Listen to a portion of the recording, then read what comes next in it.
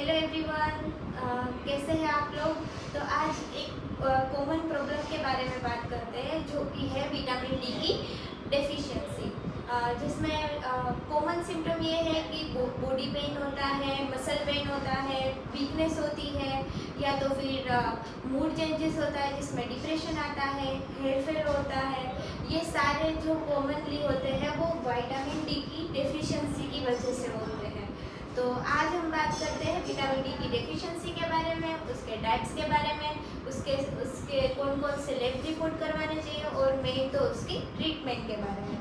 कभी भी अपने डॉक्टर की सर्टिफाइड डॉक्टर की सलाह के बिना विटामिन डी का या कैल्शियम का ओवर यूज़ ना करें, इससे टॉक्सिसिटी हो सकती है और किडनी फेलियर तक भी हो सकता है। तो ध्यान से या तो फिर सोशल मीडिया पे जो आजकल फिटनेस ब्लॉगर है उसकी भी बात मत मानिए, आप विश्वास कीजिए अपने सर्टिफाइड डॉक्टर पे, नज़दीकी अस्पताल में जाके रिपोर्ट करवाइए।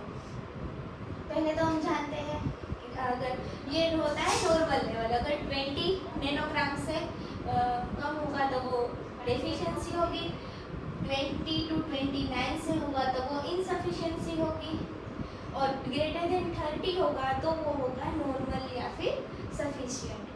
अब ये तो होगा। अब जो फोर्थ टाइप है वो है कि सीवियर डेफिशिएंसी, 10 नैनोग्राम से भी कम होगा तो वो होगा सीवियर डेफिशिएंसी, जिसमें फ्रेजाइल फ्रैक्चर, ऑस्टियोमालाइसिया, ऑस्टियोपोरोसिस जैसी और बच्चों में रिकेट्स वगैरह प्रॉब्लम हो सकती है।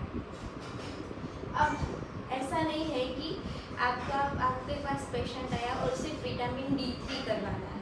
विटामिन डी के भी कई टाइप्स होते हैं पर D3 मेन होता है। अब D3 के साथ कौन से टेस्ट करवाने हैं? टोटल 7 टेस्ट करवाना है, ठीक है।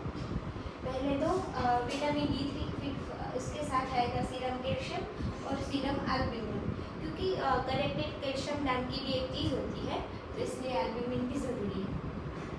फिर है सोडियम सीरम फॉस्फोरस लेवल, फिर है इसके बाद ALP, LFT वाला, और ये कब होता है? जब ऑस्टियोमालाइसिया होता है तब उसका इनडायरेक्ट मार्कर है, उसमें इंक्रीज हो जाता है। उसके बाद है पैराथायरॉयड हार्मोन PTH। क्यों करवाना है? क्योंकि सेकेंडरी हाइपर पैराथायरॉयडिज्म में भी विटामिन डी का लेवल कम हो सकता है, इसलिए। फिर इसके बाद है RFT मतलब जो विटामिन डी का जो मेन मेटाबॉलिज्म है वो लीवर के बाद किडनी में होता है, स्किन, लीवर और फिर किडनी, इसलिए हमें KFT भी करवाना है। और फिर मैग्नीशियम, और मैग्नीशियम भी अगर विटामिन डी कम होगा तो मैग्नीशियम की डेफिशिएंसी की वजह से भी कम हो सकता है। तो ये सारे टेस्ट करवाने हैं, उसके बाद ही हमें डायग्नोस करना है कि विटामिन डी डेफिशिएंसी है। अब सबका जिसको बहुत ज़्यादा इंतज़ार है वो है ट्रीटमेंट। ट्रीटमेंट में क्या करेंगे? अब देखिए नॉर्मल पैटर्न कैसी होगी। अगर किसी विटामिन डी का पेशेंट आया, आपने ये टेस्ट करवा लिए तो आपकी मतलब अच्छी भी हो सकती है कि नहीं इतने टेस्ट करवाए हैं, ठीक है। इसमें क्या होगा? विटामिन डी, कैल्शियम और फॉस्फोरस, ये तीनों कम हो गए, साथ काम करते हैं और ALP और PTH हाई होगा। अब हम बात करते हैं ट्रीटमेंट के बारे में। तो 30 से ज़्यादा होगा यानी कि सफिशिएंट है विटामिन डी हमारे पास।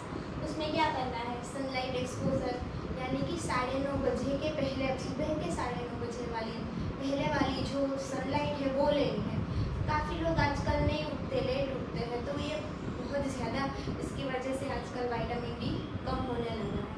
और उसके साथ साथ ही eggs, fish, fortified milk, butter, ये सब खाना है। और साथ ही में एक्सरसाइज करनी है। ओबेसिटी भी एक विटामिन डी लो होने का कारण है, तो वेट लॉस भी करना है। सेडेंटरी लाइफस्टाइल अवॉइड करें। अगर आपकी लाइफस्टाइल सेडेंटरी है तो आप हर रोज़ 2 to 3 आवर्स वॉक करें, तो आपका ये विटामिन डी लो नहीं रहेगा। फिर अगर 20 से 30 है तो ये क्या है? 20 से 30 इनसफिशिएंसी वाला।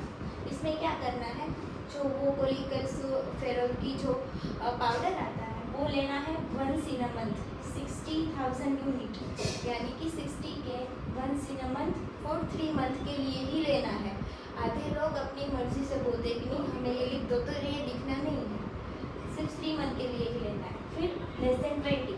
तो इसमें क्या करना है, वो होता है डेफिशिएंसी, विटामिन डी की डेफिशिएंसी की। और 60 K unit once in a week for 8 weeks, follow by once in a month 6 month के लिए।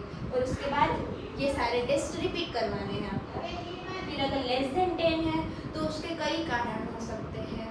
हाँ, उसमें तो किडनी फंक्शन टेस्ट जैसे कि CKD और लीवर फंक्शन टेस्ट, लीवर का बिगड़ जाना, इसकी वजह से भी ये सब हो सकता है। तो उसमें तो एक्स्ट्रा करवाने ही है, पर इसमें ट्रीटमेंट कैसी होगी, 60 K unit per week for 6 to 8 weeks, followed by 60 K per month for 6 month. तो ये था शॉर्टली में विटामिन डी डेफिशिएंसी। वैसे हेरिसन में तो बहुत बड़ा दे रखा है, पर ये जो वो शॉर्ट करके ये इतना आपको मेनली याद रखना है। और अपने डॉक्टर की सलाह के बगैर ना तो कैल्शियम ओवर यूज़ करें, ना तो विटामिन डी ओवर यूज़ करें। अगर आपको ये हेल्थ रिलेटेड इन्फॉर्मेशन अच्छी लगी तो आप लाइक करें, शेयर करें, सब्सक्राइब करें। Thank you.